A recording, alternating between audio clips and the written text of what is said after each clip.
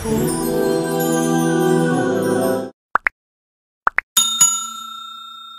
علیکم داملای شیرین سخن. من از شما خواهش میکنم که با این سوال ما جواب دهید. میگویند که اگر دستت سیخ زند یا اینکه در انگشتت ریسک باشد در دستت پول می آید، اینها در اسلام هستند یا نه؟ و باز میگویند که اگر پایت سیخ زند در خانه‌ات مهمان می آید، اینا درست است یا نه؟ التماس با این سوال ما جواب دهید. ما یک گروه مخلصان شما اینا هستند. در مردم ما و شما دست سیخ میزند یا پای سیخ میزند مهمان می آید یا که دیگر، یا در ناخن‌های ما و شما یک سفیدی پیدا می شود، میگویند که این ریسک است. اینا خرافاتند. خرافات شاید شما ندانید خرافات چیست. خرافات، معنای خرافات چیست؟ گپی بیهوده. گپی بیهوده را خرافات میگویند، یا عقیده یا مفهومی که بی اساس است، هیچ پایه علمی ندارد، این خرافات میگویند. در ما و شما خرافات خیلی زیاد است، خیلی زیاد است. حتی در روز جمعه مثال زنها را غسل نکنید، یا اینکه خفاوه نکنید، یا در چایهامان یک شمه میبینند مهمان است فلان گفته، اینا همه خرافات هستند. اینا در باور نکنید، همه این دروغ است. ان الله هو الرزاق ذو القوة المتین. الله میگوید من رزق میدهم. اگر همین ناخنت پوری سفیدی کی شود، اگر من رزقت ندهم، این به این رزق پیدا نمی شود. این دروغ است. اینا معنا ندارد. اینا در هیچ وقت باور نکنید.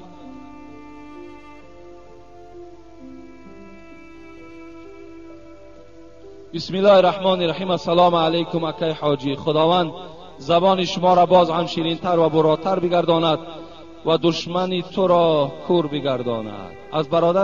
از برادر شما یک سوال. من چند بی نماز را با واسطه دروغ گفتن، حال آنکه دروغگویی نقض نیست و پیامبر ما گفتند الکذب لامتی، یعنی دروغگو امتی من نیست. من چند بی نماز را با واسطه دروغ نمازخوان کردم. این کار کرده من درست است یا این حدیث پیامبر محمد صلی الله علیه و سلم مرا در فکر ماند؟ التماس اکای حاجی جواب این سوال مرا خوب میشد که پره به ما میگفتید. خدا شما را نگه دارد. برادر عزیز، در اسلام دروغ گفتن حرام است. چگونه ای که چندین حدیث ها را ما در باب 5 صفت مؤمن برای شما گفته بودم که حتی حبیب خدا گفتند که از برای پیغمبر گفتند آیا مؤمن ترسانچک می شود؟ گفتند بله مؤمن ترسانچک می شود. گفتند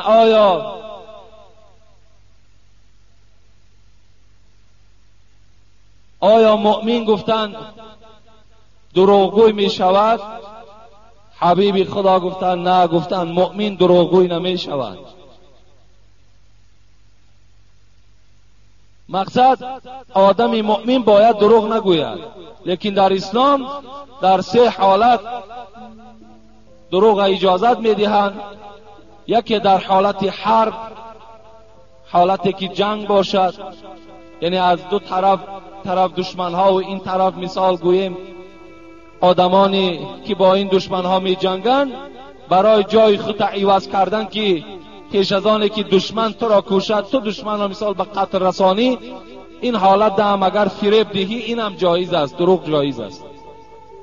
دوم اصلاح بین 2 نفر، چگونه که گفتیم یک عائله را برقرار کردن یا 2 برادری که با یکدیگر قهری هستند، اینا را ما میتونیم که با واسطه دروغ در پیش اینش اینش تعریف کنیم، در پیش اینش اینش تعریف کنیم و هر دینها را باز چکار کنیم؟ برادر همون اصلی گردانیم. سوم میتواند که مرد زنش را و زن شوهرش را دروغ گوید.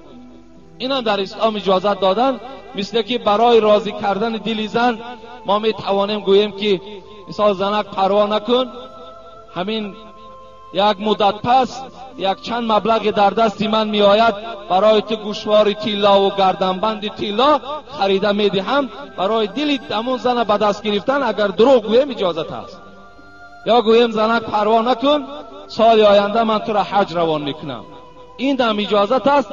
ببین تا که در بین همین زن و شوهر الفت و مهربانی باقی ماند، وای با یک دل امیدی که یعنی همین شوهر با من مهر دارد، یعنی با من محبت دارد، در نیت گویم که یعنی زیبا کردن و آبادی من این شوهر است گفتنده، یعنی اسلام اجازت میدهد. از این خاطر همین برادری که با دروغ نماز خوان شود، باور که این خیلی وزنین است. امروز الحمدلله که وای مثال ببیند توده جوانها را نماز خواندن، اینقدر احادیث ها، اینقدر آیت های قرآن، رسول پروردگار توبه میکنی که خداوند اگر گناه باشد گناه تو را بخشیده گرداند. و این برادری که نماز خوان شده است، یعنی خوش به حالش که البته از دست شما هدایت یافته است. در همین سه حالت اجازت میدهند که اگر ما و شما دروغ گوییم. بابای داملا السلام علیکم، عوض کردن دندان پوسیده با تیلا برای مردان درست است یا نه؟ اگر نه برای چی عوض باید کرد؟ بر چی عوض باید کرد؟ یعنی امروز گویم که فتواشم صادر شده است، فتواهای اکای داملا محمدی هست، در فتوای محمودی هم بسیار یک بیانی خوب کردند که اگر ضرورت باشد ما و شما دندانها ما تیلا هم کنیم باقی نداره. این اگر دندانهای پوسیده داشته باشیم، خب دندانهایی که ما و شما را آزار میدهد، اگر اونها را تیلا هم که کنیم ضرری نداره از روی ضرورت. لیکن از روی زیبایی و زینت در اسلام حرام است، هیچ وقت اجازت نمیدهد. لیکن اگر شما گویم که تیلا را هم یک طرف گذارین و از صدف یا از دیگر نمودهایی که الحال برآمده است، سنگهایی که یعنی بسیار قیمتش از تیلا هم بالا است، قیمتش فرفور میگوین یا که فاسفور میگوین، چیزی میگوین، اگر از اونها هم که کنیم با اینش بهتر. لیکن اگر با اون شرایط ما نرسید، تیلا هم که کنیم رخصت است، اجازت است. دوم سوال، خوردن گوشت جیره، قشقلداق، روغن خیرس و بسیار به مانند اینها به نیت طبابت درست است یا نه؟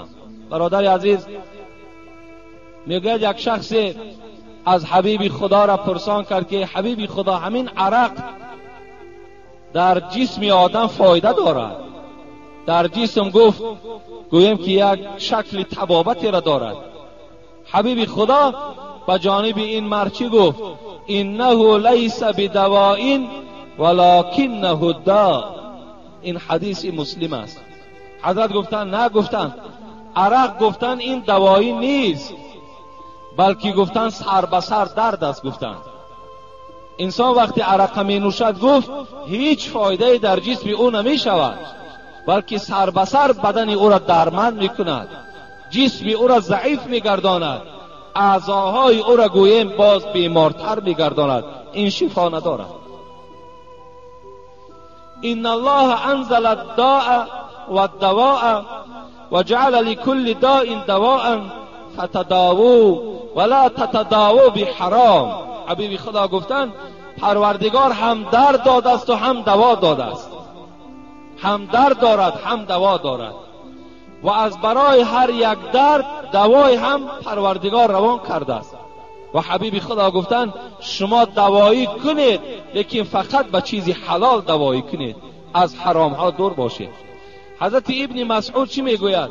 ان الله لم یجعل شفاءکم فيما حرم علیکم. در آن چیزی که الله و حرام گفته است در او شفا گذاشتگی نیست. شما به چیز حرام هیچ وقت طبابت نکنید. این است در باب گویم که با چیز حرام طبابت کردن. در حالت چیز حرام در فقه از آن جمله حنفی هم رخصت میدهند که اگر تمام حلال کرده ها را استفاده میبریم، تمام معالجه های دکتر را استفاده میبریم، میبینیم که هیچ فایده نمیشود، بعدا یگان طبیب حاذق، طبیب دانایی که اگر ما و شما را دلالتی با چیزی حرام کند، این حالت در اسلام برای ما رخصت می‌دهد که یک کم برای تبابت استفاده می‌بریم. اگر وقتی که تمام حلال کرده ها را ما و شما استفاده بریم، در برابری گویم همین میگن روغن خیرس گرم است، گوشت گوسفند هم گرم است، عسل هم گرم است، گوشت مرغ هم گرم است، بسیار چیزایی هستند که اینا هم میجازشان گرم است. شما میتونید با این حلال کرده ها، زیرا که وقتی که شما عرق نوشی را پیشنهاد کین یا یگان چیزی حرامه که خوردن گرفتین، این علاقه شما را عادت میکناند، شما علاقه عادتی میشوید.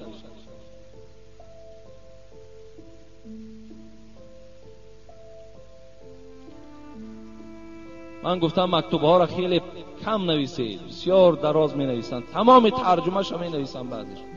بسم الله الرحمن الرحیم. ز بسم الله بگشادم دری راز، ثنای ذاتی بیچون کردم آغاز. السلام علیکم داملای شیرین سخن، ببخشید یگان میده وقتتان را گرفته، از شما یک دو جواب انیق را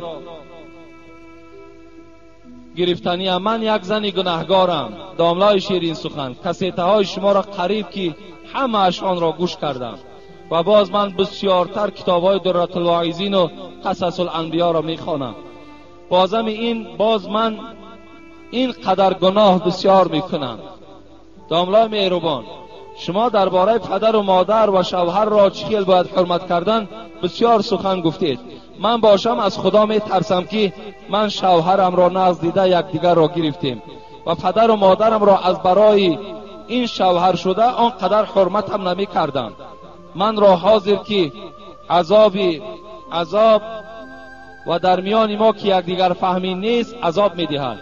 من باشم سرسختی را گرفته در زبانم اقلا یک مراتبه نمی آید که از آنها بخشش پرسم. از پدر و مادرش ده برای خاطر شوهرش ده، شوهر احترام میکند، یکدیگر را نقض دیدن، خب و با پدر و مادر ملال شدن، حتی میگوید که زبانم نمیگردد که از پدر و مادرم بخشش طلب کنم، ولی شوهرم را چهلی که گوید حرمت میکنم، اما او باشد از من ناراضگی همه وقته بیان میکند و این مخلص شما هست، اما با گفته هایتان نمی کند.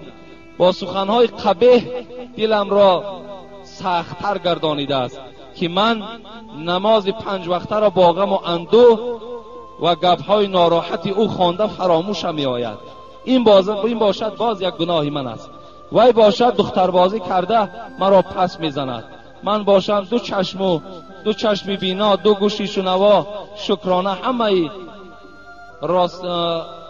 رساگی را دارایم و یک پسر هم دارم.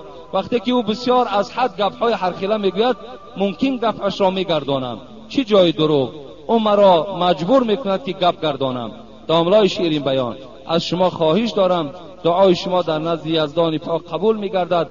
در حق من دعای خیر کنید و من صبر جمیل دهد از شر شیطان ظالم، از بدیهای نفس اماره خدا مرا نگاه دارد. خب التجا دارم باز یک بار دیگر به من مصلحت دهید که من چخیل حرمت شوهرم را کنم. از خدا می ترسم که در قطار روسیاهان نباشم. من آنقدر دختری با صبر نبودم. از وقتی که کسیته ها را کشاده گوش کردم خیلی هم با صبر شدم. در آخر به شما گفتنی هستم که خداوند صف شما ها را زیاد بگرداند. یعنی البته حرمت شوهر برای هر یک زن فرض است، لیکن حرمت پدر و مادرم از همه ضرور است. این معنای را ندارد که خواهرای عزیز شما احترام شوهر را کنین و پدر و مادر از شما ملال باشند. اون چگونه زبان است که برای بخشش طلب کردن نزد پدر و مادر خودت کشاده نمی شود. این چگونه احترام شوهر است و این چگونه مخلصی ما هست که زمانی که گوییم دختر بازی میکند. این مخلصی ما هم نیست. مخلصی ما شخصی است که پیروی آیت های قرآن و پیروی احادیث های رسول اکرم است. این ما مخلص هم نمیگوییم. این مخلصی ما هم نیست. ما گویم از مخلصی این گونه شخصا را خط میزنیم. این مخلصی ما نیست. مخلص ما کسی است که آن چیزی که ما پیشنهاد میکنیم با وی عمل کننده باشد. حبیب خدا میگوید ان رجلا قال، یک مرد پیش پیغمبر خدا آمد و گفت ما حق الوالدین علی ولدهما، حق پدر و مادر بالای فرزند چند قدر است؟ اندازش معین که ای حبیبی خدا؟ قال هما جنتک و نارک. این حدیث ابن ماجه است. گفت ای مرد، گفت همین قدردان که پدر و مادر دوزخ و بهشت توست، همین قدر بدان. گفت حقشان این قدر بلند است که جنت هم وابسته به پدر و مادرت است، دوزخ هم وابسته به پدر و مادرت است. اگر پدر و مادر از تو راضی باشد تو وارد جنت میشوی، اگر پدر و مادر از تو ناخوشنود باشد هیچ وقت تو گفت وارد جنت نمیشوی. برای همین این خواهر عزیز باید که از پدر و مادر گویم بخشش طلب کند و خدمت پدر و مادر انجام دهد تا که این بهشتی که الله برای وعده دارد با نصیب شود. اینجا حدیث های زیاد در این باب وجود دارد. حتی جوانی آمد گفت ای رسول اکرم میخواهم که جهاد کنم بزیدی و مقابل دشمنای خدا، چی میگوی؟ گفت احی ابواک، پدر مادر زنده است؟ گفت بله پدر مادرم زنده است. ففیه ما فجاهی، حبیبی خدا گفت رو خدمت هم پدر مادر کن، اینم جهاد در راه پروردگار است. بین حکم جهاد بینین و قدر پدر مادر نظر کنین. برای همین هر یک جوانی که امروز اگر ملال باشین، پدر مادر از شما ناراضی باشد، شما اینجا آمده جمعه خوانین، شما اگر عالمی اگر گوییم آسمانی که شوین، در نزد خدا شما هیچ قدر منزلت ندارید تا زمانی که اگر پدر مادرتون راضی نمیگردانید.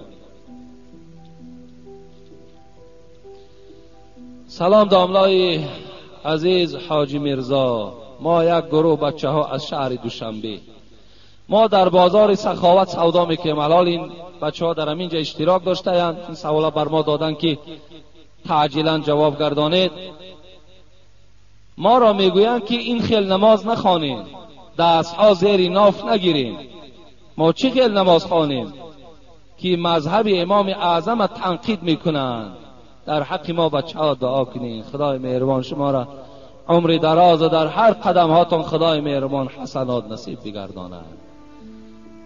این سوال در اینجا چند تا هست؟ 3-4 سوال است فقط در همین باب که یک گروه جوان ها ما را میگویند که زیر ناف دست هاتون نگیرید و اونها به حضرت امام ابو حنیفه هر سخنهای قبیح میگویند. برادرای عزیز، من عصبانی نمیشوم، من گویم که باید از روی تعصب به شما جواب نمیگردانم، لیکن این قدر میگویم که المسلم اخو المسلم، مسلمان برادر مسلمان است، لا یظلموه ولا یحقروه. مسلمان باید برادرش تحقیر نکند، مسلمان باید برادرش در دروغ نگوید، مسلمان باید مسلمان در یک دشمن تسلیم نکند، مسلمان باید نسبت یک برادر حسد نداشته باشد، مسلمان باید نسبت یک برادرش کینه نداشته باشد. راستی بار من چی گویم به آن شخصانی که چگونه زبان کشاده می شود و حضرت امام ابو حنیفه را ما و شما تنقید میکنیم؟ باور کنین آیا همین کدام شما را خوش می آید که نسبت حضرت امام ابو حنیفه که امروز اکثر دنیا پیرو مذهب امام ابو حنیفه هستند، چگونه همین زبان کشاده می شود ما و شما حضرت امام ابو حنیفه را تنقید میکنیم؟ آیا حقوق داریم؟ همینده نداریم حقوق، هیچگاه حقوق نداریم. باور که همون جوانایی که برادر عزیز ابو حنیفه را تنقید میکنند همونها خودشان گمراه هستند، خودشان به عقل هستند، خودشان باور کنین اونها سلفی نیستند، اونها گمراه هستند. نگذارین برادرای عزیز، نگذارین که اونها در پیش شما این امامی که دنیا و اعتراف میکند میشناسد اونها تنقید کنند. شما اگر گوش اندازین در گوش کردنش گناهگار میشین، به خدا قسم. گوش کردنش ده وقتی یک آدمی عادی را گوییم، یک برادری که تماما سواد ندارد، خط ندارد، وقتی شما غیبت میکنید گناهکار میشوید.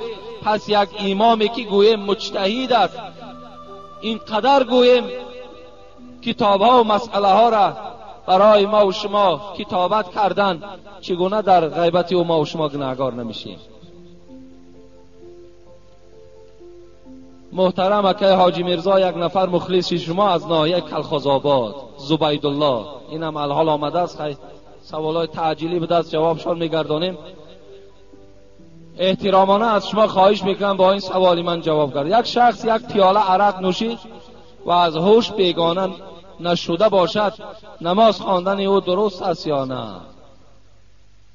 برادر عزیز، میتونه ما سوره مؤمنون تلاوت کنیم. قد افلح المؤمنون الذين هم فی صلاتهم خاشعون. الله میگوید همان مؤمن نجات یافته اگر در نمازش خاشع باشد، در نمازش شکست دل باشد، در نمازش حضور دل داشته باشد. وقتی تو حرام کرده پروردگار را میخوری، باز بالای جای نماز میبرایی، آیا در کجاست همون حضور دل؟ در کجاست همان خدا ترسی؟ کجاست؟ آخر آدم نماز میخواند که از خدا میترسد. ما 5 صفت مؤمنه از سوره انفال برای شما تعلیق کردیم. یکمش چی بود؟ انما المؤمنون الذين اذا ذکر الله وجلت قلوبهم.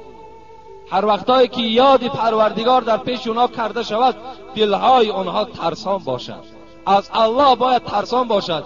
کجاست همون ترسی تو؟ کجاست همون نشانه مؤمنی تو؟ البته این نماز مثل همون حجی که آدم از پول حرام می رود حج میکند، حجش قبول، لیکن از ثواب حج محروم است و هیچ ثوابی نمیگیرد. اگرچه این نماز فقهای ما و شما اگر درستم که گویند، لیکن هیچ ثوابی ندارد. زیرا طلب الحلال فریضة علی کل مسلم است. حلال طلب کردنش بزیمه همه مسلمان چی است؟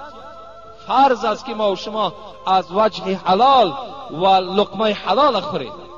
در این جسمی که حرام کرده پروردگار راه دادیم، حضرت ابوبکر صدیق چی گفت؟ گفت که از حبیب خدا حدیث را شنیدم، کل جسد نبت من الحرام فالنار اولی به. هر جسدی که در او حرام کرده پروردگار در آمد، این جسد روز قیامت عذاب خواهد کشید. برای همین از عذاب پروردگار دور باش. این گونه نماز هم نیست باور کنید. گفتی شاعر نماز کسری صدق و صفا نیست اگر در کعبه بگذاری روا نیست. اگر نماز از ترس خدا نباشد، نمازی که برای رضاگی خدا نباشد، این نماز اگر در کعبه که بخوانی نماز نمی شود. حرام خورده است نماز خوانده است، زنا کرده است نماز خوانده است، دزدی کرده است نماز خوانده است. این آخه مسخره کردن در اسلام می شود. دوم، یک شخص ناز کشید و طهارت نکردن نماز خواندن او درست است یا نه؟ همین نازکش کی تعریف کرده است؟ کجاست همه آدمی که همین ناز تعریف میکنه؟ حبیب خدا میگه کفا بالمرء اثما ان یضع من یقود. از روی گناه برای همون نازکش میگوید بسنده است که حق کودکاش در نازخری استفاده برد. اگر همون پولی که در نازکشی و سیگارت کشی اگر ما صرفش کردیم، این حق کودکا است. ما در روی گناه همینش میگد برای شما بسنده است. اگر ناز کشیدی طهارت کن، سیگارت هم کشیدی طهارت کن. این از روی تقوا هست، این از روی پرهیز است. زیرا حبیب خدا گفتن کسی پیاز میخورد، کسی سیر میخورد، کسی ترب میخورد، کسی پودینه میخورد، با مسجد ما نیاید. زیرا بدن او بوی میکند، ملائکه ها از وجود او میگریزند. وقتی ناس آیا بوی ندارد؟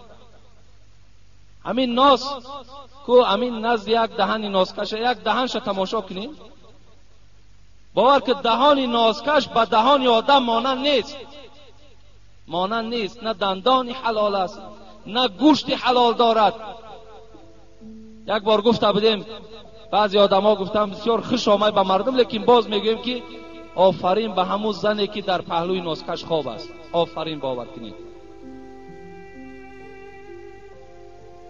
انا مولانا میگه باید همون زن اگر فوکش بند خاک کنه درست است. میگه درست است.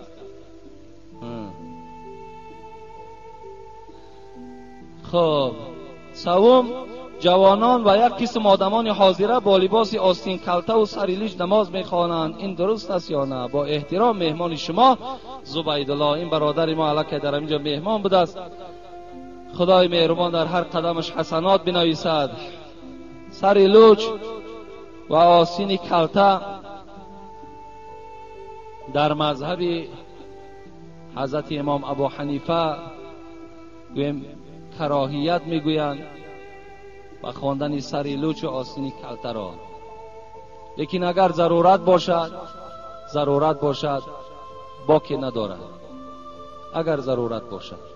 اما و حصر و رأسی که عباره مختصر است که این هم در اداره مفتیات همون یک گروه عالم ها یک جایه شدن و درباره سریلیچ و آستین کلته هم همونجا فتوا برآورده بودند که این از مذهب امام ابو حنیفه نیست. برای همین و حصر و رأسی میگوید، این سریلوچ نماز خواندن مکروه میگوید الا تذللا، مگر که از روی ضرورت. یعنی شخصی است که اداره نشین است، کارگر است، میآید سریلیچ یا آستین کلته نماز میخواند، اون ما حق نداریم که به اونها مثال سیاست کنیم و اونها را از سریلیچ و آستین کلته منع کنیم وقتی که ضرورت باشد. برای همین یک مراجعت دیگر دارم، این است که اگر امروز جوانایی که به مسجد می آیند خوب می شود که اولا همون یک عرقچینی که هست همون در جیبه هاتون جا کنین. از این قدر ملامت و از این قدر گپی مثال بلند شنیدن و از این قدر کشاکشی که در اطراف همین مسئله هست، بهترین صورت چمینه در همون جیباتون جا کنین. همین مسجد که در آمدی بالای سرت بکشش نماز خواندن بگیر. دیگر نه پهلوگید ملامتت میکند، نه کسی به طرف تو نظر میکند، نه کسی گویم ملا امام دیگر مثال گویم که مورد بحث و محاکمه قرار میدهد. بسیار خوب میشود جوانای عزیز، اون قدر کاری وزنی نیست، اون قدر مشکلات هم ندارد. من یک عرقچین بالای سرت میمانده، برآمدی از سرت بگیر، رفتن بگیر باز. خب و آخر دعوانا ان الحمد لله رب العالمین. اینجا خیلی باز سوالهای مهم و ضرور باقی مانده بود.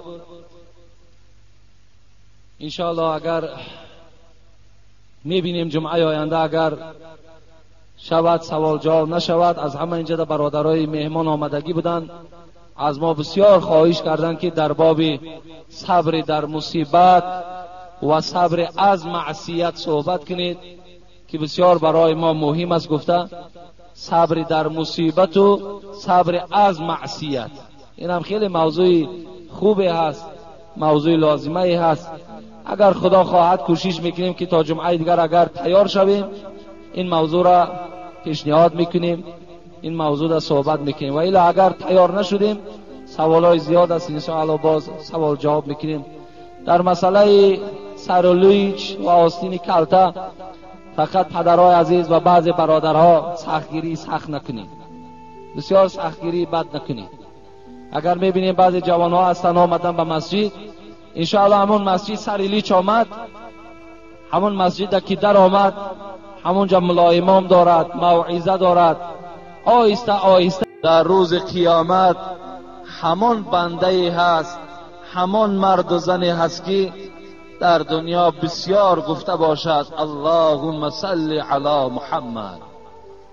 کسی که در دنیا این کلمات زیاد گفته باشد، حبیب خدا میگوید در روز قیامت از همه بندگان خدا دیده این بنده با قدرتر و با شرافتر در نزد من در روز قیامت می باشد.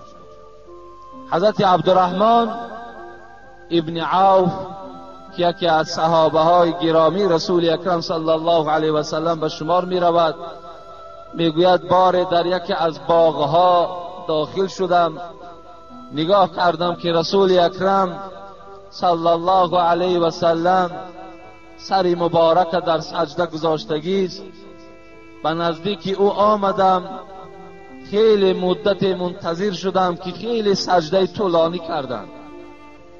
بعد این سجده میگوید سر مبارک برداشتند و به سوی رسول اکرم گفتم ای حبیبی خدا، اینقدر سجده طولانی کردی، اینقدر سجده دراز کردی، گمان کردم که از جسم مبارکتان روحتان جدا شده است. حبیب خدا گفتند در حالت سجده حضرت جبرائیل آمده بود و به من از نام پروردگارم سلام آورد و گفت من صلی علیک صلیت علیه فسجدت شکرا لله تبارک و تعالی. حضرت جبرائیل آمدن گفتند که الله بر تو سلام میگوید، بعد سلام این که کسی که اگر بر نام تو یک بار میگوید اللهم صل علی محمد، من که خدای او هستم 10 بار درود و رحمت به حق اون بنده میفرستم.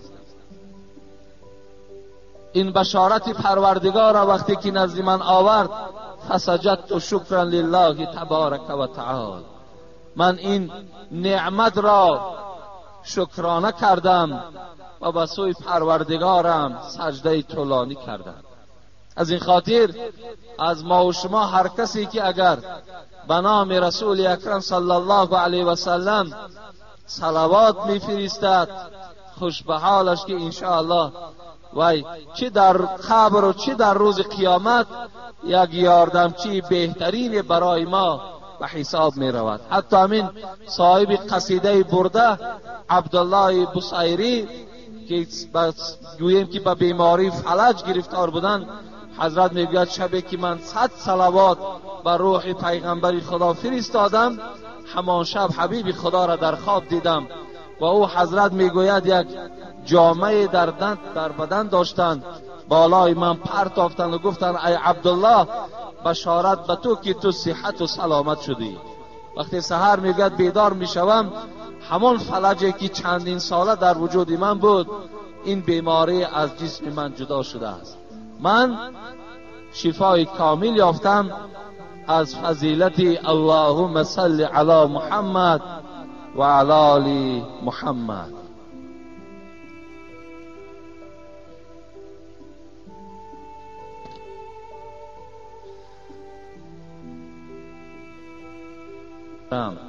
اگر ملال خاطر نباشد نزد شما یک سوال میارم. یک برادر اسلامی داشتیم که صاحب 2 فرزند بود. قضای الهی او را از این دنیای فانی به دارالبقا برد. بعد آش چیلی او همسرش بطن 4 ماهه خود را اسقاط کرد. در این بابت چی میگوید؟ آیا که این شریعت اسلام این را چگونه قبول میکند؟ با احترام، داده عشق خدا از ناحیه میر سعید علی حمدانی، طالب جان احمد. السلام علیکم و رحمت الله. یعنی این برادر سوال کردن که وقتی که یک رفیقی داشتیم صاحب 2 فرزند بود، با قضای الهی این دنیا را پدرود گفتند و در شکم عائلش باز یک فرزند بود که 4 ماهه بود. بعد وفات این شوهرش این فرزندش اسقاط کرد، یعنی ابورت کرد. آیا این در نزد شریعت چی هست؟ ما بار هم گفته بودیم که تا 4 ماهگی اسلام رخصت میدهد که اگر زن همان فرزندی که در شکم دارد ابورت کند اجازت است. لیکن وقتی 4 ماه شد دیگر در 4 ماهگی اسلام اجازت نمیدهد که زن ابورت کند، اجازت نیست. زیرا که در 4 ماهگی الکه روح در این جسد دمیده می شود، یعنی این فرزند صاحب جان می شود. تا 4 ماهگی این جان نداشت. در 4 ماهگی که صاحب جان می شود، وقتی اگر وی ابورت میکنی همچون قاتل نفس، همچون آدم کش در نزد خداوند معرفی میشوی. لیکن تا 4 ماهگی اگر ابورت کرده باشد، این در اسلام هیچ ضلال زیانی ندارد. السلام علیکم. داملای شیرین بیان میگویند که روزه ماه رجب در حدیث نه آمده است. آیا این حق است؟ و طریقه درست روزه‌داری چگونه است؟ اصلا الحال ما و شما در ماه رجب قرار داریم. امروز 23 ماه رجب است. از روز پنجشنبه گوییم که داخل شدن این ماه رجب از روی حساب احجزده بود حساب کردیم. امروز 23 ماه رجب. لیکن در ماه رجب روزه داشتن و نماز خواندن در یگان حدیث صحیح وارد شدگی نیست که ماه رجب روزه داشته باشد، ماه رجب نماز داشته باشد. اگرچند که در بعض کتاب‌های فارسی ما و شما از فضل و از بزرگی این ماه رجب صحبت‌ها می رود، حتی از نماز و روزش، لیکن اونها اساس علمی ندارند، اساس‌های علمی ندارند. طریقه درست روزه‌داری این روز دوشنبه و پنجشنبه است. اگر در همین ماه رجب یا بیرون ماه رجب شما روزهای دوشنبه و پنجشنبه روزه‌دار باشید، این سنت از سنت‌های رسول اکرم صلی الله علیه و سلم به شمار می رود. وقتی حبیب خدا را از روز دوشنبه پرسیدند: ای حبیب خدا، آیا روز دوشنبه چرا روزه گیریم؟ حضرت گفتند این روز تولد من است. روز دوشنبه روز تولد من است. روز دوشنبه روزی هست که من پیغمبر شدم.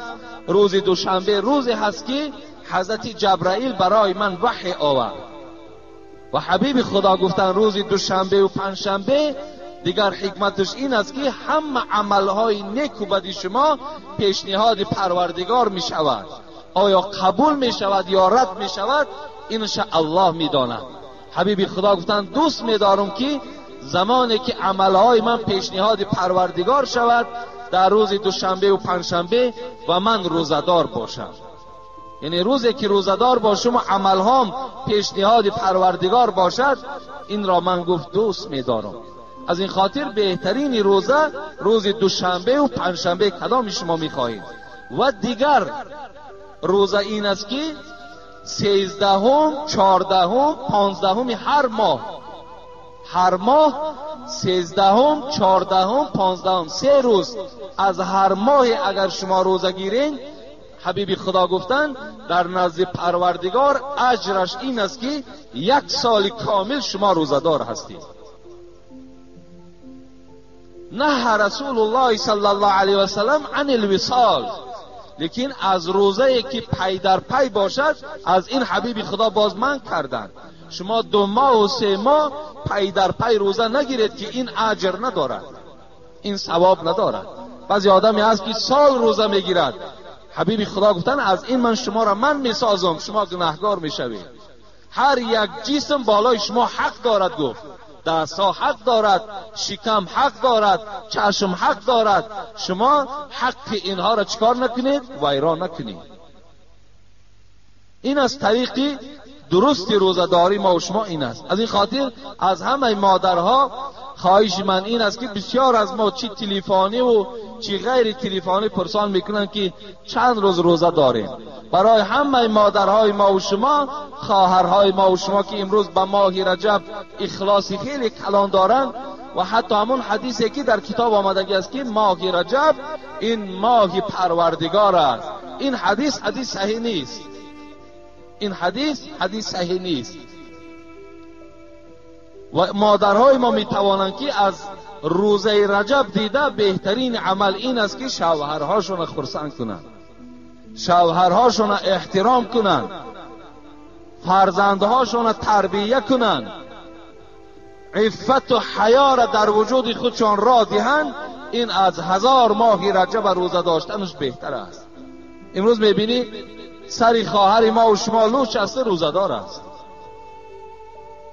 در زبانش تمام کلمات بی حیایی وجود دارد، لیکن از ماه رجب روزه دارد.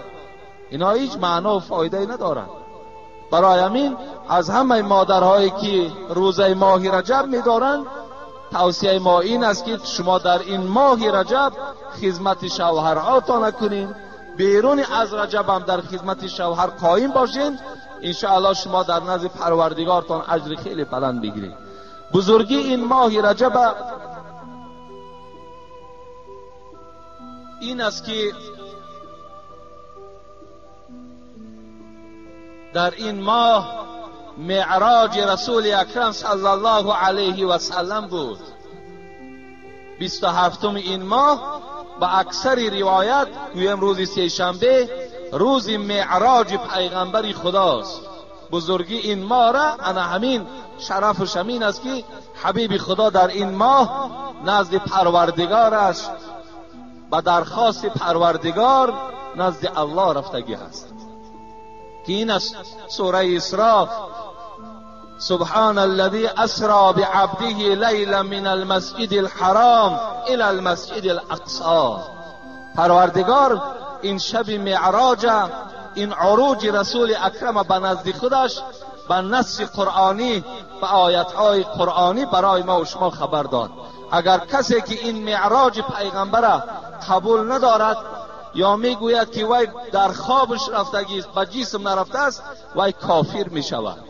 زیرا این نص قرآنی است که محمد صلی الله علیه و سلم نزد پروردگار رفتگی هست. که قرآن هم این حکایت میکند که میگن در روایت ها که شاید در خانه هانی بود از یکی زنهایش. بعضی روایت ها این است که بین حتیم، همون بین یک سنگی که در کعبه هست و بین خانه کعبه همونجا یک کاواکی هست، یک کشادی هست. همونجا رسول اکرم صلی الله علیه و سلم با پهلو بودن، خواب بود. سبحان الذی اسرا بعبده لیلا من المسجد الحرام. کلمه لیل استفاده می شود که لیل این شب را میگوین عربه ها. شب حضرت میگد خواب بودن که اناگاه کسی پایش می مالید. چگونه ای که یک فرزند پای پدر می مالد، پایش می مالید. نگاه میکند که جبرائیل امین در پهلوش نشسته است. جبرائیل پای رسول اکرم صلی الله علیه و سلم مالیش میداد و می مالید. حضرت از جاش گفتند السلام یقریئک السلام، ای محمد از جات خیز که الله به تو سلام فرستاد و تو را با یک تشریف رسمی و سوی آسمان دعوت دارد. الحال ما و تو یک جایه باید سیری بر آسمان کنیم. حبیب خدا میگوید از جاش خیستند. براقی که از اسب پستر و از خچیر بالاتر بود میگوید پیغمبر و رنگی سفید داشت که با یک چشم نگاه کردن سرعت حرکتش اینقدر تیز بود که حتی چشم رسیدگی ده این براق میرسید. بالای این براق مرا سوار کردند و این جلوی براق می داشتگی جبرائیل امین بود که میگوید مرا حرکت دادن به مسجد اقصی آوردن که این در فلسطین است. وقتی اینجا رسیدم یک توده پیغمبرهای زیاد از دوره های حضرت آدم تا حضرت عیسی در این مسجد اقصی روحشان وجود داشت. وقتی ما داخل مسجد شدیم و خیال گذرانیدم که نماز کی میخوانده باشد. حضرت ابراهیم میگوید از بین این پیغمبرها نزد من آمد و دست مرا گرفت و پیش نماز آورد. گفت تا امروز این مسجد اقصی از بنی اسرائیل بود و اینجا گویم نزول وحی بود و همه پیغمبرها از این مکان برآمدند. از این روز اعتبارا این مسجد اقصی از تو و از پیروان تو هست. چگونه ای که امروز این مسجد اقصی در دست مردم یهود است که مسلمان ها را در اونجا خیلی آزار و مشقت میدهند، که چگونه ای که امروز هم این دست خونالود یهود هیچ خانه مسلمان قرار نمیماند. فرزندهای مسلمان ها گویم همه بیچاره ها یتیم و در بدر و سرسان و سرگردان است از دست این قوم ظالم. خداوند در آن نقشه هایی که اینها نسبت مردم مسلمان میکشند خودشان خدای مهربان سرگردان بگرداند. و چگونه ای که خانه مسلمان ها را این قوم ویران کرده ایستادند، سرسان و سرگردان دارند. خدایا خاندان اینها را ویران بگردانی. حبیب خدا میگوید 2 رکعت نماز خواندیم. مختصرا من میگویم برای فضیلت همین ماه رجب. حضرت میگوید در براق مرا سوار کردند و آسمان از حضرت آدم سرکردگی در آسمان اول، پروردگار میگوید آسمان ها را زینت داد. بعد زینت دادن تمام پیغمبرها را امر کرد که حبیبی مرا پیشواز گیرید. ملائکه ها را میگوید صفی در صف کرد. حبیبی خدا هر آسمانی که میدرامد السلام علیک ایها النبی، ای پیغمبری خدا خوش آمدی گفته پیشواز میگرفتند. حضرت آدم بود. در دویم آسمان میگوید حضرت عیسی را دیدم. در سوم آسمان حضرت یوسف را دیدم که خیلی حسن زیبایی داشت، که چنان حضرت یوسف میگوید زیباگیش دیدم، آنقدر زیباگی داشت که قریب گویم نصف زیباگی تمام بنده های خدا در چهره حضرت یوسف گذاشتگی بود.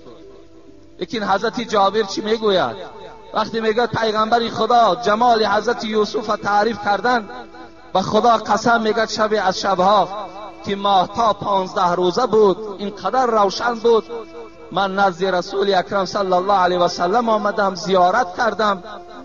یک بار نظر میکردم به ماهتاب، یک بار نظر میکردم به چهره حبیب خدا محمد. قسم به خدا گفت چهره محمد از آفتابم دیده روشنتر بود، از همون ماهتابم دیده چهره رسول اکرم صلی الله علیه و سلم روشنتر بود. اگر خداوند حسن نصف بندگانش در جمال یوسف گذاشته باشد، تمام حسن بنده هاش در محمد صلی الله علیه و سلم گذاشتگی بود. حضرت میگوید وقتی نزد حضرت موسی برآمدم، حضرت موسی وقتی که با او سلام علیک کردیم از او جدا شدم، حضرت گریه کردند.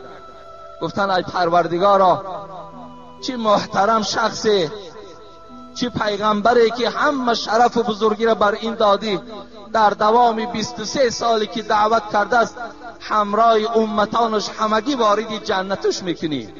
اینقدر دعوا و اینقدر دعوتی که ما کردیم، لیکن ما خود روز قیامت نجات میابیم و امتهای گناهگار ما وارد دوزخ میشوند.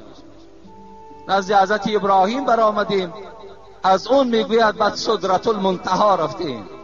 سدرت المنتهی مکانی بود که در پهلوش قرآن میگوید جنت واقع بود. وقتی در اینجا رسیده میگوید پرده های نور بود. وقتی پس نگاه میکنیم که جبرائیل نیست. بین تا آسمان هفتم میگوید همراه جبرائیل میگوید یک جایه بودیم. وقتی در این سدرت المنتهی رسیدم نگاه میکنم محمد میبینم جبرائیل نیست در پهلوی ما. پرسان کردیم ای جبرائیل آیا این مکانی هست، آیا این وقتی هست که تو دوست در اینجا خالی بگذارد؟ حضرت جبرائیل چی گفتن؟ گفتن ای محمد لو تقدمت شبرا لاحترقت، ما برای خود یک مکان خاصه ای داریم، اون مقام توست. قسم به عظمتی پروردگار گفت اگر به مقدار یک مورچه پیش روم 600 بال مرا همین تجلیات الهی می سوزاند. دیگر ما پیش رفتن میتونیم گفت اون پیش دیگر حق توست. حتی پیغمبری خدا گوییم به مکانی رسیدن که یک مکان نور بود، با پروردگار سلام علیک کردند، چی گفت و گزار کردند. مختصرا میگردیم، ما سوال ها زیاد است.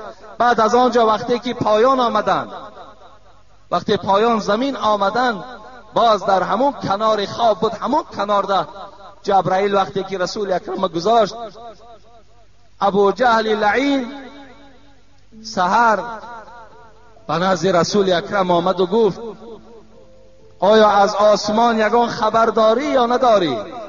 از حساب تمسخرانه.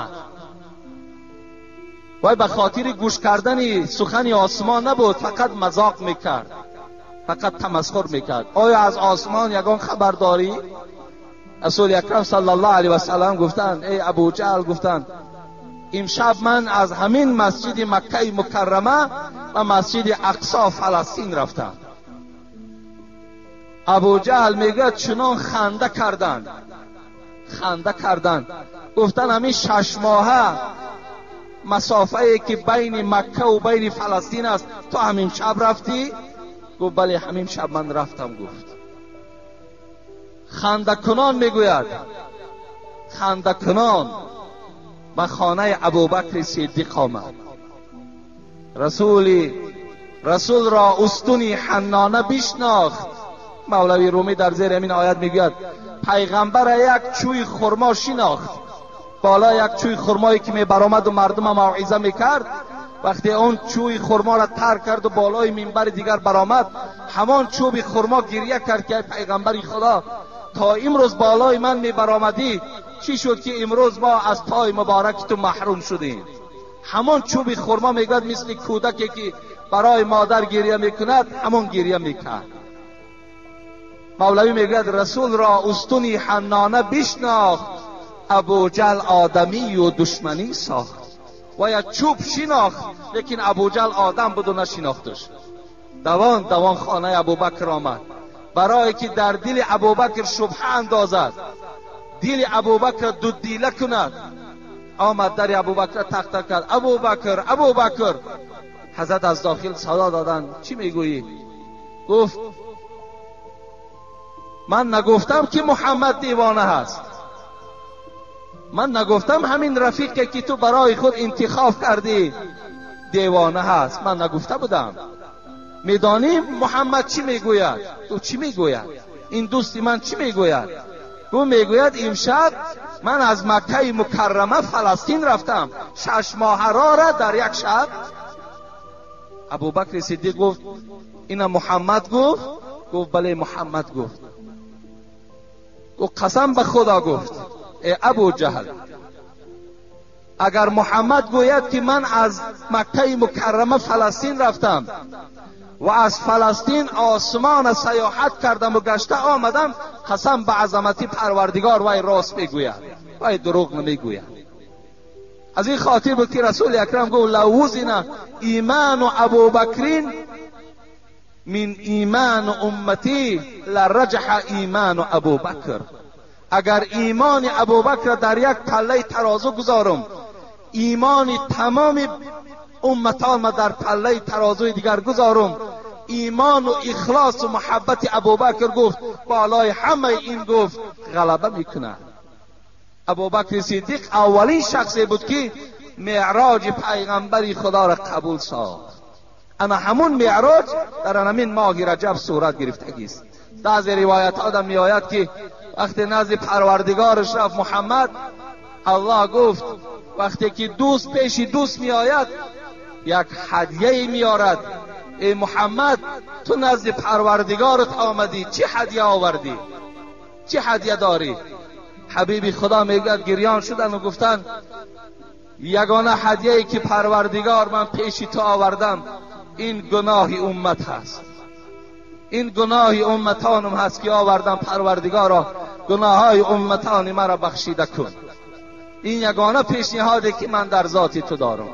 همان امتی که امروز زنش سرالوچ کرده است و مردش توی به توی رقص کرده گشته ایستاده است. اما همین امت پیغمبری خدا میگوید وقتی الله از من پرسان کرد که چه هدیه آوردی، گفتم گناهی امت آوردم. خدای همین را با فضل خودت مغفرت کن. این بزرگی از ماه رجب انا همین است که معراج در همین شب صورت گرفتگی است، در شب 27 همین ماه. السلام علیکم آقای حاجی میرزا، ما از شما التماس میکنیم که با این سوال ما روشنی اندازید. در نماز تهجد سجده سهو کرده می شود یا نه؟ نماز تهجد نزد مذهب امام ابو حنیفه یکی از نمازهای نافله به شمار می رود، یعنی به خواندنش ثواب و به نخواندنش گناهگار نمی شوید. برای همین سجده سهو در نماز نافله اگر کنین درست می شود، اگر نکنینم گناهگار نمی شوید. السلام علیکم ای واعظ راه الله، خدا نگهبان شما باشد.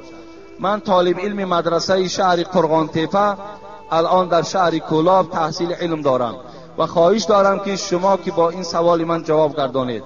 من در آینده نیت دارم که 40 روز در خانه نشسته با عبادت مشغول شوم. صحیح بودن این را به من فهمانید که برای کیها روا هست و برای کی نی.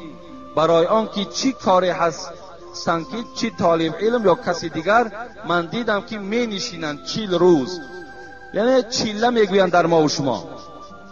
چیله نشستن این در دین اسلام نیست برادرای عزیز، زیرا که انسانی که در چیله می نشیند تصور کنید که وای نه نماز جمعه می خواند، نه نماز 5 وقته که سنت مؤکده حبیب خداست این هم ترک میکند.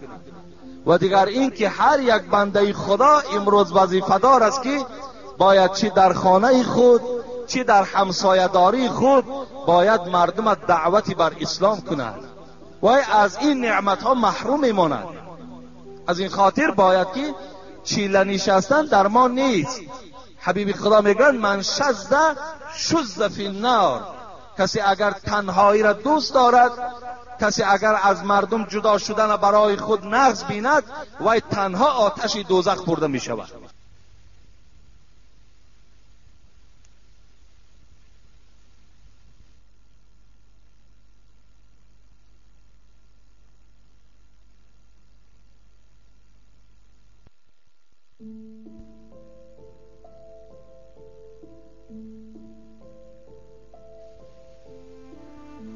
کسی اگر تنهایی را دوست دارد، کسی اگر از مردم جدا شدن برای خود نغز بیند و تنها آتش دوزخ برده می شود.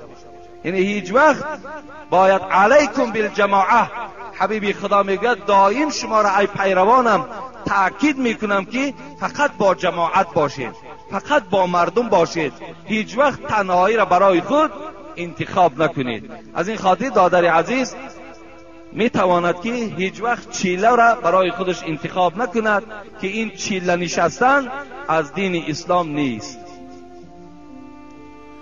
سلام داملای عزیز، با این سوالی من جوابی پوره دهید. یک همسایه ما نان و آب ندارد، قرض کرده و از قرض میکند و از قرضدارها میگریزد و نان و آب میدهد. شما با این کار چی گفتنی دارید؟ سری این کارها را چگونه بگیریم؟ ما در این موضوع صحبت داشتیم که برادر عزیز الله در قرآن میگوید صدقات برای فقرا هست، یعنی صدقات باید ماها کیها را دهیم؟ آدمای فقیر را دهیم. امروز عکس شده است، آدم فقیر آدمهای بای نان و آب میدهند، تا جایی که بایها خیر احسان نسبت کمبغل ها داشته باشند. امروز کمبغلی که صاحب 1 سوم یا نیم سوم می شود در حال دیگر راست میکند، آب و نان تشکیل میکند و مردم سیر و گرسنه را نان میدهد.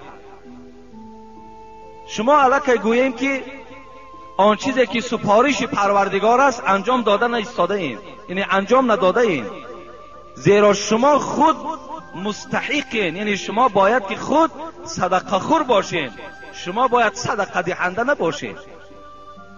اسلام هیچ وقت دستگیری نمی کند آن نان و آبی را که از نارسایی باشد. قرضداری کو یک طرف، این آدم قرضدار کو تماما حق ندارد که خیر احسان کند، لیکن آدمی که شرایط نداشته باشدم برای او خیر احسان کردن در اسلام جایز نیست.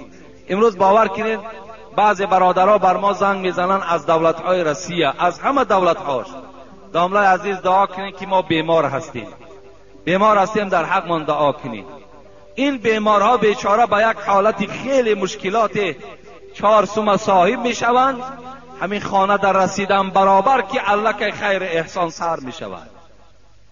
بیچاره حالی پای قدم کرده است، تا از راه دور آمدی گفته دیگر وای اهمیت نمیدین که به کدام حالت آمده است، در کدام صورت است. خیر احسان چندین بار گفتم، فقط برای شما این قدر میگویم که شرایط دارین خیر احسان کنین، ندارین خیر احسان نکنین که شما گناهگار میشوین. و آن برادرانی که در این مسئله ها گویم مردم دقت میدهند، طعنه میکنند چرا تو خیر احسان نمیکنی، اگر همون آدمی را که طعنه دارد دقت میدهد کمبغل باشد، این برادر در نزد خدا گناهکار میشود. ما و شما حقوق نداریم که بنده هایی که بیچاره شرایط ندارند ما و شما با آنها دستورات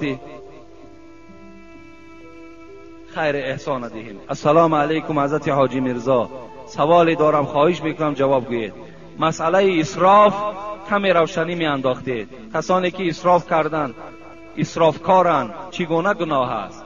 خداوند در قرآن در باب اسراف ولا تبذر تبذیرا ان المبذرین كانوا اخوان الشیاطین و کان الشیطان لربه کفورا میگوید شما بنده های خدا اسراف نکنید، زیرا که پروردگار اسرافکار دوست نمی‌دارد. اسرافکار برادر شیطان است و شیطان در نزد پروردگار کافر است. کسی اسرافکار است برادر شیطان است و خدا گفته ایستاده است که شیطان در نزد الله کافر است. در دیگر جای قرآن خداوند برای ما و شما سوره اسراء هست میگوید کلوا واشربوا ولا تسرفوا، شما خورید و نوشید اسراف نکنید، بخورید بنوشید اسراف نکنید. حتی صاحبان تفسیر میگویند که انسان وقتی زیاد میخورد همون زیاد خوردنش اسراف است. وقتی آدم میگوید عقلش فقط در همین بهتر کردن دنیا صرف میکند و فکر آخرت نمیکند، حتی صرف کردن عقلش همین هم از اسرافیات است. باید ما و شما در اسراف هیچگاه راه ندهیم. خداوند در سوره ابراهیم میگوید و استعذ ربکم لئن شکرتم لازیدنکم و این کفرتم این عذابی لشدید. اگر شما در نعمتهای خدا دادگی شکرانه کنید به قدر آنها رسید خدا زیادش میکند، لیکن اگر شما در دادگی پروردگارتان خراجات کنید، اسراف کنید، بی پروایی کنید، عذاب پروردگار بالای شما سخت است. این امروز ما و شما ببینید در خاندانمان چه از چراغها را، چه از آب، چه از گاز اسراف میکنیم، پروا نداریم، رفته ایستاده است. ما و شما فکر نمیکنیم که انا همین خراجات هایی که در اینها شده ایستادن همین هم در عبادت ما زلال دارد، همین هم در بندگی ما زلال دارد، همین در ما و شما در نزد خدا گناهکار میشویم. السلام علیکم داملا، من برای انگشتی سبابه با مولای خودمان بحث کردم. او به من گفت که دیگر از قفای من نماز نخوان که من امامتی تا قبول نمی کنم تا چلیک برداری تا بس نکنی. من چیکار کنم داملای؟ بر از پس یک داملای با فهم بخوانه که همه داملایی که برداشتن همین انگشت که من کنه و امامتی تر که قبول نکند، الحمدلله امروز پر از داملای میفهمیدگی. روای پس یک آدمی میفهمیدگیش اقتدا کن. داملا چه حق دارد زید حدیثی رسول اکرم صلی الله علیه و سلم برآمد میکند؟ چه حق دارد؟ چه حق دارد وقتی که کردار امام ابو حنیفه را قبول ندارد که حضرت امام ابو حنیفه را در کتابها برداشتن انگشت در حالت اشهد ان لا اله الا الله دا برداشتن شد وصف میکنند، تاریخش بیان میکنند؟ چه حق دارد امام که خلاف کردار امام ابو حنیفه رفتار میکند؟ پس یک امامی با فهم و با علم نماز خواندن بگیر.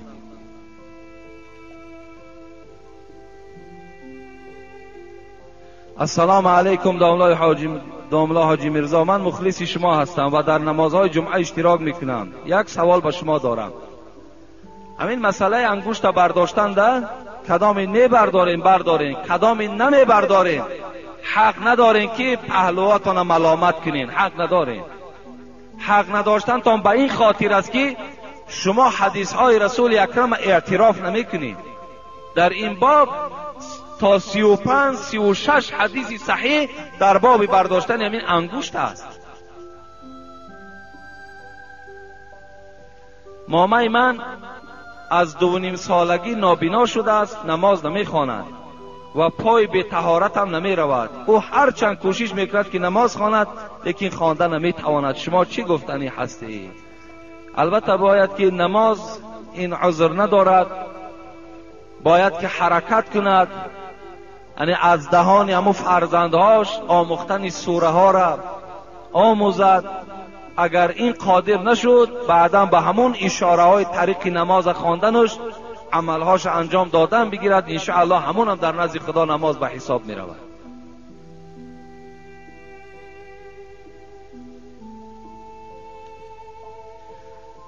بابای حاجی میرزا خدا یار و مددگارت باشد. یک سوال دارم، آیا در شب نکاح موی سر داشتن برای مرد به نکاح ضرر دارد یا ندارد؟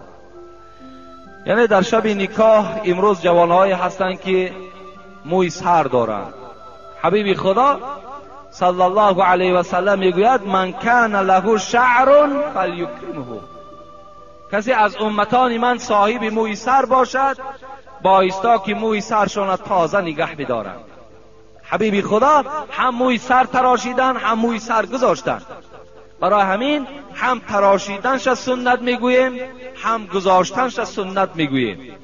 فقط کسی که موی سر دارد باید موی سرش تازه و پاکیزه نگه دارد.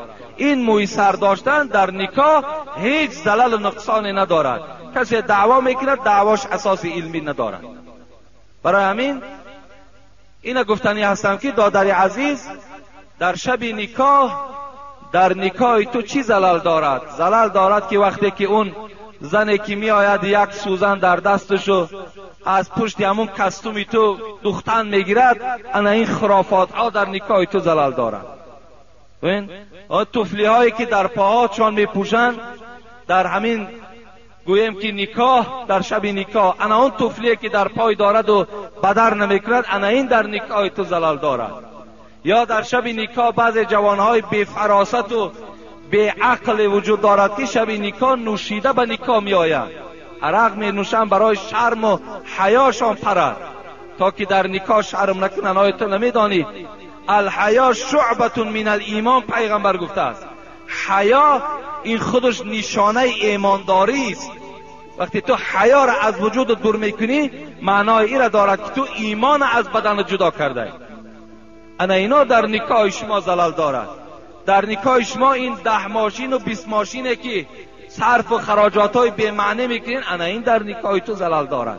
در نکاح تو اون دختری را که تو فتح پشانیدی و تمام بدنش یار و رفیق تا نشان دادی، انا این در نکاح تو زلال دارد. اون دختری را که تو پیش بزرگوارها میبری که این بیچاره ها از آمدن این عروسی تو ناراحت میشوند، انا این در نکاح تو زلال دارد. انا پیش این اسراف ها را، پیش این نامعقولی ها را بگیر، نکاح تو بی زلال و بی زیان می شود. این موی سر داشتن در نکاح هیچ زلال زیان ندارد. شبی که میاری خواهر تقتی مردکای بیگانه عررش میکنی و تا 2-3 شب مردم نمیمانی که خواب کنن، انا در نکاح تو اینا زلال دارد. انا پیش زلال اگر خواهی که بگیری مرحمت، انا این گفته خدا و پیغمبرت است. بابای حاجی میرزا ما از دوشنبه این سوال را به شما داده ایستاده ایم. آیا نسبت قبر را آرا و تارا زیب و زینت دادن از نگاه اسلام چگونه است؟ ما دیروز زمین بین عصر شاه در همین بین قوم خودمان فهمانده دادیم. برادرای عزیز، احترام پدر و مادر، احترام برادر، احترام خواهر به زینت دادن قبر معلوم نمی شود. این نشانه اون نیست که تو نسبت پدر و مادرت احترام کلان داشته که بالای قبر پدرت چیکار کردی؟ قصر و قبله کردی. این دروغ است. پدر و مادر احترامش این است که در دنیا تو اونها را بار نگذاری که غمگین شوند، چه از پوشاک، چه از پول، چه از خوراک اونها را تأمین کن.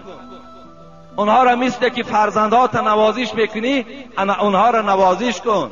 پیش پدر و مادرت در حالتی در آمدن از جاد بخیز، خوش آمدی بکن. انا این احترام پدر و مادر را نشان میدهد. قبر پدر و مادر تا اگر از طلا کنی، پدر و مادر از تو راضی نباشد، این هیچ معنای فرزندی و گویم احترام فرزندیت را نشان نمیدهد. در اسلام آرا و تارا دادن قبر حرام است. حبیب خدا میگوید حتی شما بالای قبرهاتون گچکاری نکنید. در حدیث ها میگه در بالای قبر ننشینید، بالای قبرتان در چیزی ننویسانید. اینها را اسلام ما و شما حرام میداند. حتی در اسلام فقط رخصت همین است که یک سنگ عادی برده بالای قبر میگذاریم تا که فرزندها ما خبر دهیم که همین قبر پدرت است یا مادرت است یا برادرت است. یک نشانه. حتی همون رشاتکه هایی که در اطراف قبر میمانیم اینا اسرافن، حرام است، ما و شما گناهگار میشویم. کجا جایی که این قصرهایی که در بالای قبرها میسازیم. حتی بینین همین مختصری که ما و شما امروز تاجیکستان میخوانش، کتاب مختصر قریب 70-80 تا شرح دارد. در همین کتاب جنازه چی میگوید؟ میگوید که و کره الاجر و الخشب، اگر در لحد شما غشت پخته گذارین یا در لحد اگر چوب گذارین، این حالت در این عمل شما مکروه است، شما در نزد خدا گناهگار میشوید. به چه خاطر؟ به خاطر که برای غشت پخته و این چوبی که در لحد میگذارید آدمای زنده احتیاج دارند. باید در لحد غشت خام باشد یا چیمی که میگویم همون سبزگاری هایی که ما و شما کنده و در قبر میچینیم، انا همون زیب قبر دارد. فتوای خلاصه را تماشا کنین، میگوید که قبر دویم باره کندن در اسلام اجازت نیست. اینا بعضی آدما قبرهاشون از اونجا میکنن اینجا میارن، اینا اسلام رخصت نمیدهد. لیکن اگر همون گورکاوها ساعتشه یا بیل یا کرته یا چیز از ظرف دنیا را در داخل قبر فراموش کرده باشد، اینجا اسلام رخصت میدهد که دویم باره قبر کنین و همون چیزی که زنده ها احتیاج دارن بیرون قبر کنین. ببین تا این صورت اسلام اجازت نمیدهد که در قبر چیزی از اسباب دنیا ضایع شود، پوسیده و نابود شود. برای همین از همه شما برادرای عزیز خواهش من این است که شما بالای قبرها دا بنا نکنید، بالای قبر برای خودتان سجدگاه جای نماز قرار ندهید. اینا را در حدیث ها رسول اکرم حرام خواندگی هست. گفته اما حضرت مولوی جنونی که اگر گورت همه نقش و نگار است، چی سود پر در لحد گر اژدهار است. این چی فایده دارد بالای قبر تا اگر از تمام میگوییم که بهترین مال دنیا آرا و تارا دهند، لیکن داخل قبر اژدهار داشته باشد، داخل قبر راحت نداشته باشد، این چی معنی دارد؟ آن پول شما در یتیم خانه ها، در همسایه داری هاتون، در مکتب ها برده انشاءالله اگر صرف کنین، این در روح پدر مادر شما شاد می شود. اجازت نیست برادرای عزیز در بالای قبر بغیر یک سنگ عادی حتی کتابت نویساندن ممکن نیست. السلام علیکم. از داملایک پیشوا داریم که دایم کارش همین است که اگر چیزی ندهی در یگان کار و بارد یا معرکه های خرسندیت یا مصیبتت اشتراک نمیکند. این خیلی پیشواهایی بوده است که اگر تا حق شکی نمیتی در یگان کار و بارد راست نمیستد، نه در معرکه خرسندی نه در معرکه مصیبت. حبیب خدا محمد صلی الله علیه و سلم پیشوای ما میفرماید این المسئله لا تحیلو. ببینید طلبیدن حلال نیست. وقتی همون پیشوا هست، وقتی همون گوییم که از جمله شیخ است، از جمله عالم است، از جمله ایشان است، از جمله کسی نباشد. وقتی میگوید که حق مرا دهید، وقتی طلب میکند، این حبیب خدا گفتن حرام است. حرام. هیچ وقت امت محمد باید طلبنده نباشد. حبیب خدا میگوید لو تعلمون ما فی المسئله ما مشى احد الى احد یسأله شیئا. اگر شما میدانستین که طلبیدن چند قدر بیناموسی است، بیعاری است، شما هیچ وقت پیش یک برادر مسلمان تان یک قدم برای طلبیدن نمیزدید. لیکن افسوس که این طلبیدن شخصان برای خود اختیار کردن که ناموس ندارند، اونا گویم حیا ندارند. برای همین ما و شما حق نداریم که گوییم برای ما فلان قدر مبلغ جدا کن بعد من در کار و بار تو راست میستم، یا اینکه من فلانی زاده‌ام، من بالای همه شما گوییم سردار هستم یا فلان هستم، باید که برای من شما مبلغ جدا کنین، برای من نظر دهین. این در اسلام ما وجود ندارد. بعضی ساده های ما و شما را اونها می ترسانند، حقی مرا بده. وقتی مثال تو نمیدی بعد وایمه میکنند، نمیتی حقی مرا نمیتی، حقو گویا که تمام، یعنی ندادی تمام تو میسوزی. نه، خودش میسوزه. او دعا هم ندارد. برادر عزیز باور کن، نترسین، این چیزی چی گپ نیست. اسلام ما باید طلبنده تیار نکند. امروز برای چی ما میگیم که همون بچه‌هایی که در راه ها هستن صنف 1 و 2 میخوانند یا از اون در پستر هستن، اونا را شما پول ندهید؟ به چی خاطر؟ به خاطری که در طبیعت او طلبیدن میموند و آیسته آیسته میده میده آخر کلان شدن میگیرد. با همین راه طلبیدن الکی عادت میکند و دیگر در مکتب نمیخواند و دیگر مکتب هم که رود تمام هوش و خاطرش به سوی همون اطراف مزارهایی که امروز طلبنده ها در اطرافش نشستند. انا فقط تمام خاطرش همه گویم حوشش طرف همون مزار، طرف همین. امروز قبرستان ها را جای کردند. میبینن که مردم قبرستان میرود، در نزد قبرستان که باز پول تقسیم کنی که هست، این کودک ها همون جمع میروند تا که با اونها پول دهین. شما ندهین بر اونها پول، اونا را شما خودتان طلبنده میکنین. امروز این بهبودی که الحمدلله در تاجیکستان شده ایستاد، شما میبینید روز به روز زوادها باچیده ایستند، روز به روز راهها کشاده شده ایستادند. امروز کدام بدفرد تاجیک این زوادها را سرداری میکند؟ ما و شما که وقتی که فقط طلبنده تیار کنیم، همین طلبنده هایی که امروز داریم، کتکتایی که هستند، مردم هم میترسانند که حقی ما را بده، نمیتی خیلی میبینی همیناش بسند. ایناش بیا ما و شما طلبنده نکنیم. ایناش بگذار که بیچاره خوانند، بگذار که آینده دار شوند، در همین جامعه تاجیکستانی ما و شما خدمتگار شوند. اینا درست نیستند. طلبیدن حلال نیست برادر عزیز. این ملاگی و باور کنین پدرای عزیز، ایشانی و شیخی که برای خدا نباشد، به خدا قسم در نزد پروردگار از کرم لای خورک دیده، این انسان در نزد خدا به قدر هست. باید همه عملی ما از برای خدا باشد. باید چی ملا باشد، چی شیخ باشد، چی ایشان باشد، چی فلانی زاده باشد، باید امروز فقط خدمت اسلام کنند، نه برای مبلغ. اگر تو در راه خدا خدمت کن، الله خودش در قرآن میگوید و من یتق الله یجعل له مخرجا و یرزقه من حیث لا یحتسب. این پروردگار میگوید ای انسان، تو از پروردگارت بترس، در راه پروردگارت خدمتگار باش، چنان رزقت میتم که در گمانت نیست. آنقدر مبلغ و پول از هر راه برای تو میارم که در فکر در خیالت نیست. این وعده پروردگار است. همین انسانایی که امروز خدمت پروردگار میکنن، به طلبیدن روزشان الحمدلله که رفته ایستاده است. برای همین ما و شما این طلبیدن برای خود اختیار نکنیم. این برادر ما هم حق دارد که برای این گونه پیشوا حق جدا نکند. هیچ وقت حق جدا نکن.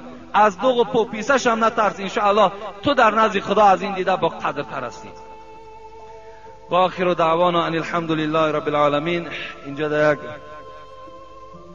سوال ها را خیلی دیگر میگذاریم، زیرا جمعه آینده من در باب صبر در مصیبت که خیلی از برادران اینجا از ما طلب کردن، من صحبت میکنم که صبر در مصیبت و صبر در معصیت، از معصیت چی معنا دارد. من برای شما انشاءالله اینا بیان میکنم. خیلی موضوع لازمی هست برای امروز ما و شما. جنازه بابای ولی 30 سامان، بابای ولی خدا رحمت و مغفرت کند، یکی از عضو همین جماعت ما بود که در همین محله زندگی میکردن. فرزندای خدا را شکر که با نماز دارد. بابای ولی 30 سامانی روان کردن که در حقش دعا کنیم. بابای احمد 10 سامانی، بابای حاجی زین الدین 10 سامانی، برادرمان استاد سبز علی و بحرالدین بابا جان که برای همین مناره را تعمیر کردند، امروز مهنت کردیستند، در حق اینها گفتن دعا کنید. در حق پدر و مادرم دعا کنید. حاجی سید حامید از کوه دامن 10 سامانی، بابا خان از کارز در حق مادرم بیمارت کتن دعا کنید 10 سامانی روان کردن. خدای مهربان این بنده هایی که الحال نامگیر شدن، خدایا گذشتگی هاشون رحمت و مغفرت بگردانی، زنده هاشون خدای شفای کامل و شفای عاجل نصیب بگردانی و هر مراد و مطلوب هایی که در دلشان دارند خدای مهربان با فضل و کرمت برآورده بگردانی و تمام آن بندگانی که در این صندوق خیریه که امروز برای بهبودی همین مسجد صرف شده ایستاده است خیر احسان میکند، خدا این خیرها را به درگاهت مقبول و خدا از همه آفتها در حفظ امانش نگه دارد. یک گروه جوانها امروز از ما طلب کردند که در حقمان دعا کنید که در سفر و در روسیه کار میکنند. خدایا همه مسافرها را از این جمهوری ما را خدایا صحت و سلامت نگه داری و با تن صحت و با دست پر و خاندان برگشتن در موفق شان بگردانی. آمین و رب العالمین. اللهم رب هذه الدعوة التامة والصلاة القائمة محمدا الوسيلة والفضيلة والدرجة العالية رفيعة وابعث مقام محمودا الذي وعدته وارزقنا شفاعته يوم القيامة إنك لا تخلف الميعاد. من این داده را نمیشناسم لیکن از اون بی نهایت غلط میخونده است. من مقصد از آن گفتن حبیب خدا میگوید اطول الناس اعناقا یوم القیامت المؤذنون. گردنی که از همه گردنی بالاست در روز قیامت گردنی کسی که اذان میدهد. در روز قیامت از همه گردنها بالاترین گردن نصیب شخصی هست که اذان میدهد، لیکن اذان درست دهد. در کجایی که اگر مؤذن ها باشد باید که شما اذانهاشون همون پیشواهایی که دارین اذانهاشون گذرانند. این بچه از این مسجد ما نیست، خیلی من نشناختم اذان گفتن، لیکن اذان بی نهایت اذان غلط است. برای همین کاری کنی که در هر جمعه بسیاری مسجد ها میریم اذان میدهن، اذانهاشون همه غلط است. اکثر مسجد ها اذان غلط میدهن. این بسیار یک معنای کلان میدهد. در اذان گفتن هم خوف کفر است وقتی اگر نادرست اگر ما و شما اذان میدهیم. این علم اسلام علم عادی و آسان نیست. هر یک تلفظ این، هر یک تشدیدی که در داخل این هست به خودش معنا دارد.